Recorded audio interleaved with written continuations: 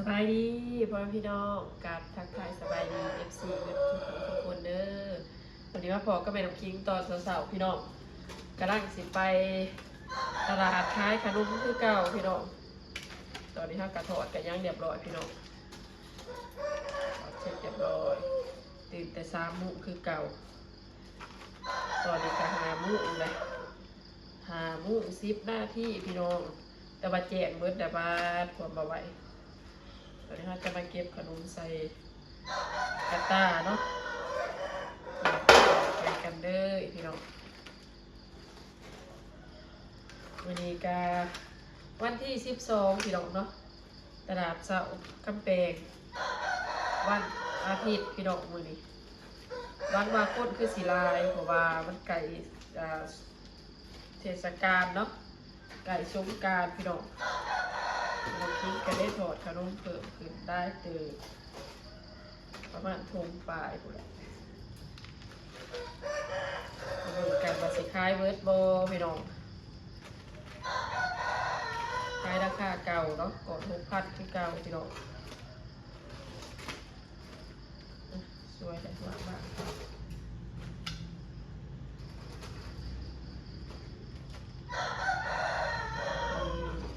เรียบร้อยพี่น้องเดี๋ยวเบิกของก่อนเอาคุบระบอจะลอยสีดื้อดีใจปูอัดใจ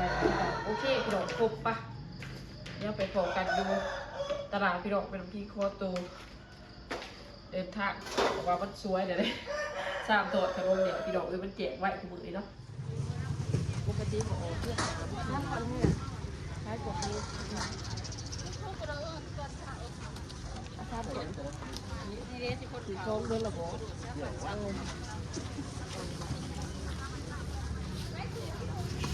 ได้ยังมากินสีมูกับมูเราใครกันเอาใจยังเอาวปูอัดเอาใจเคยเอาเนี่ยเคยเสียสี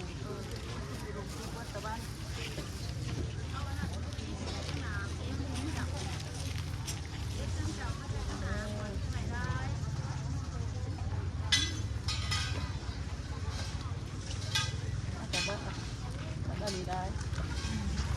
เบียกเมื่อยยังจมเบียกเมื่อยก็อยากตื่นแต่ว่าลูก3 โมงเพราะโอ้ยนอนต่ออีกคนน้อย1 3 โมงครึ่งวันนี้เดี๋ยวทันตื่นไว้โม่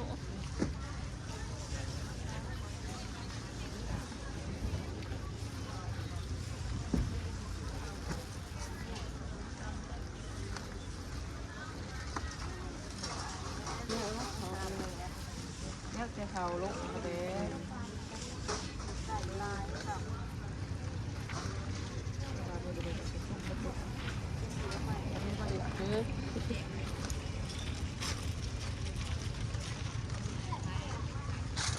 มาสิบอกว่าอาจจะวันอะไร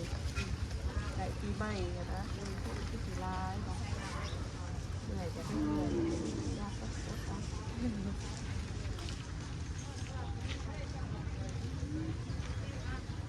องเขาจากคนทำเองคุกเนาะมีดูอะไรได้เป็นน้ำมูกเลยนะตัวสุดอ่ะ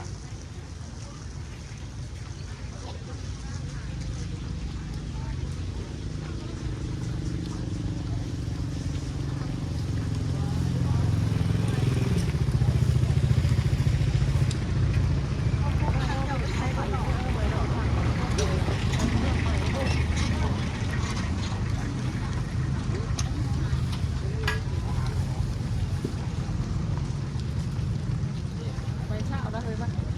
ไปเช้าเจ้า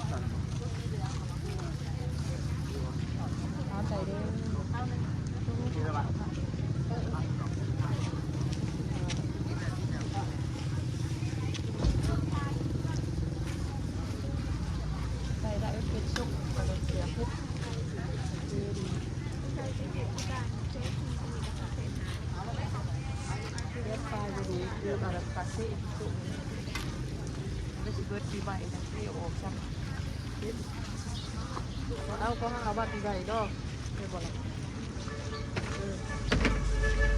ใบเดี๋ยวให้จับละจะลำกับข่าว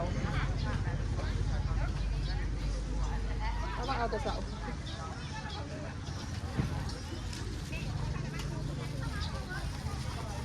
ใส่คู่กันดำเช้ากับเย็นดีนะ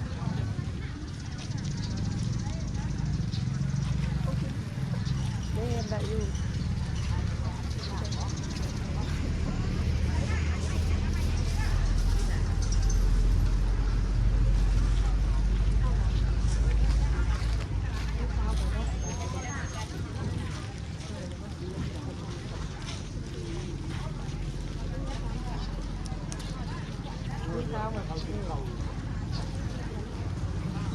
ที่เราเข้ามาเอาไปใส่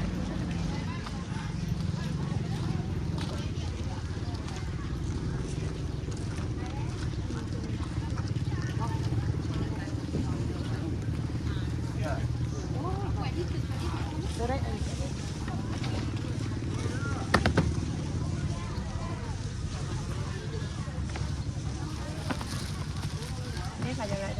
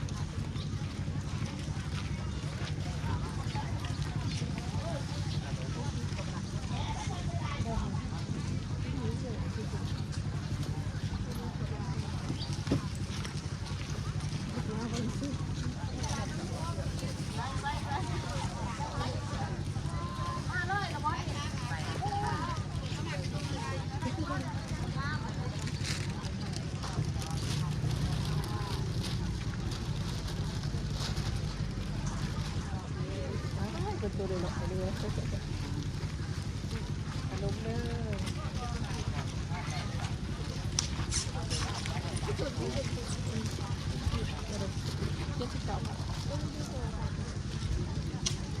ทานไหนเด้อมาเรียกเลย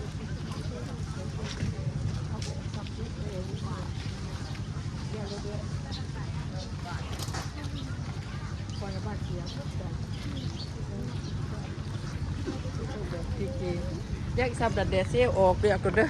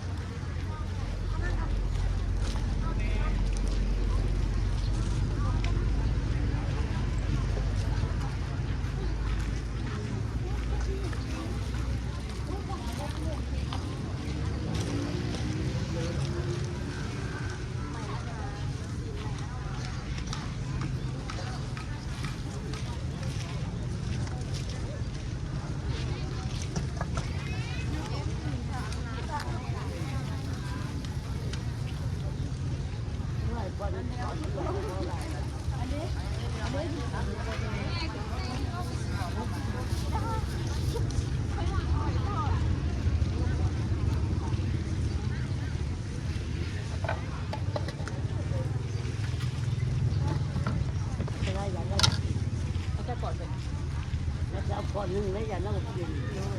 ที่เดียวกันบอกพอไหนตัวอันนี้ก็เอาไปไหน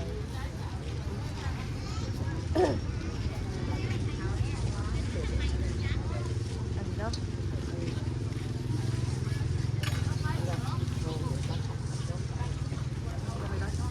ยาใจเนาะไม่ราคาเค้กด้วย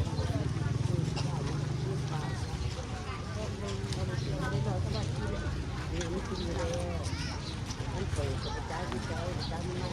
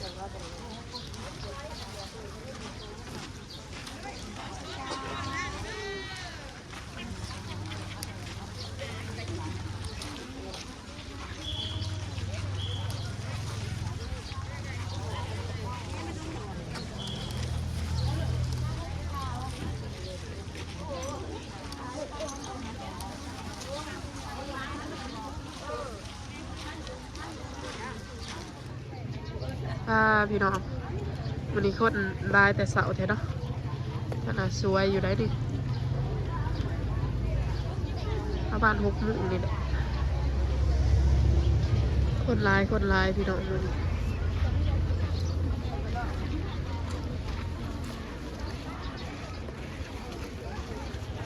จุกคำได้แหงลายตะไคร้โคมม้วน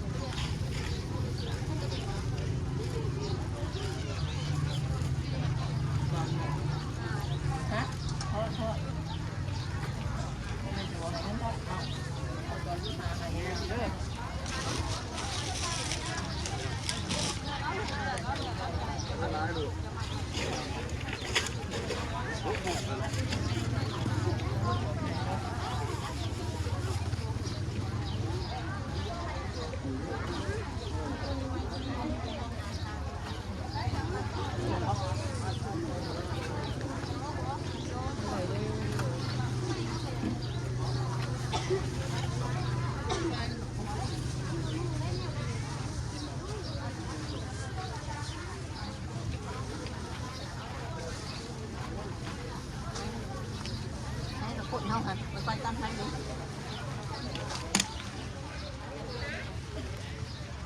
เอานุ่มเหนียวบ่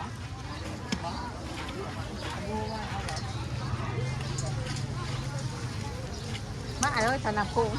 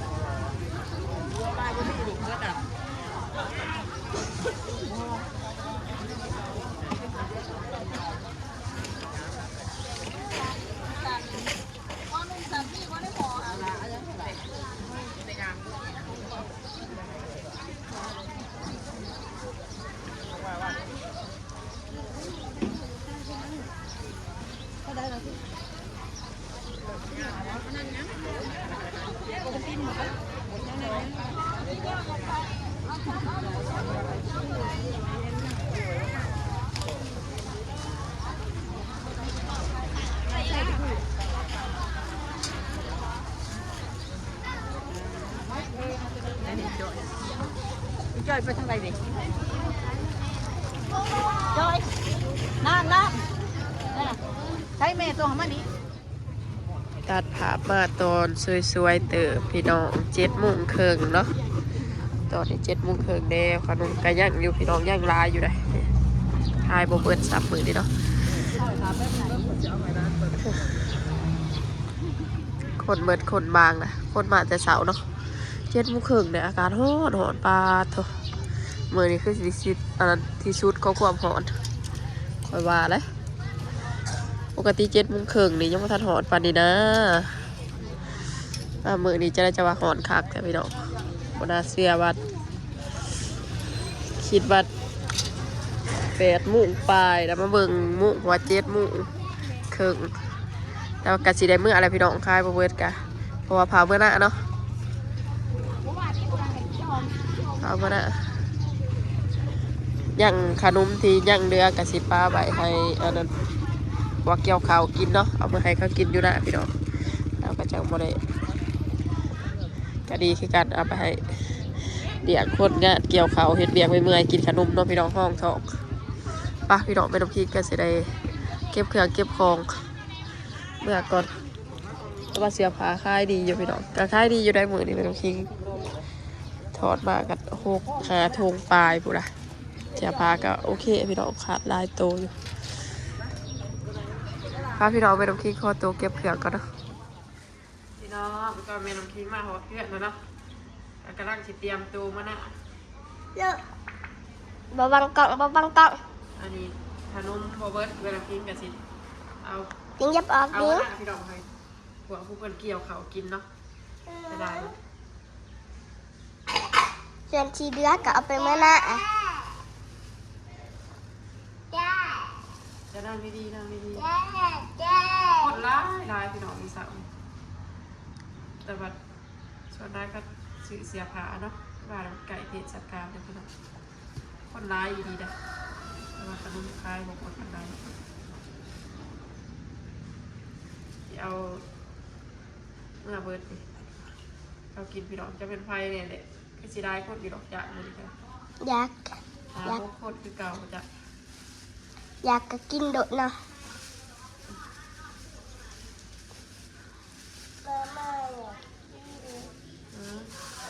เอาไปให้ไทยโน่เอาเอาไปให้ไทย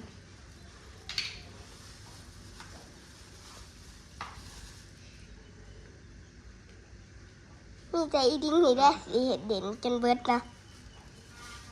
กินเด่น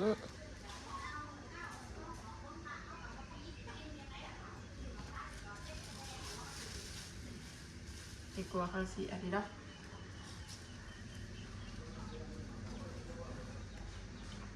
เสียไปเพราะเขาสีปลาไว้พี่น้องให้เขากินเพราะว่าข้างปลาใบมันกับแบบบูดเนาะปลาพี่น้องเอาไปทำพริกกันสิได้เตรียมตัวมาหน้าแล้วเนาะกันสิได้ขอตัวลา FC ไปเพียงสำเร็จเลยจะได้กระเป๋ากันใหม่กับปลาพี่น้องเป็นกำลังใจให้คือเก่าเนาะ